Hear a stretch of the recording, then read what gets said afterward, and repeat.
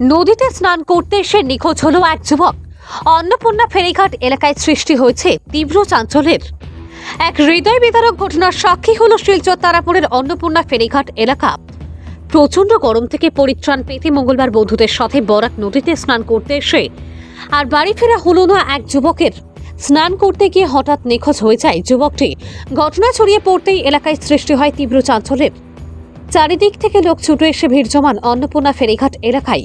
খবর দেওয়া হয় এসডিআরএফ বাহিনীকে। এসডিআরএফ বাহিনী বরাক নদীতে নেমে বিভিন্ন স্থানে তল্লাশি অভিযান চালিয়েও যুবকের কোনো সন্ধান পায়নি।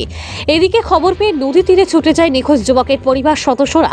যুবককে খুঁজে না পাওয়ায় কান্নায় ভেঙে পড়েন মা বাবা সহ তার পরিবারের লোকেরা। খবর লেখা পর্যন্ত যুবকের সন্ধান পাওয়া যায়নি যদিও, তবে এসডিআরএফ বাহিনী তল্লাশি অব্যাহত রেখেছে বলে খবর পাওয়া গেছে।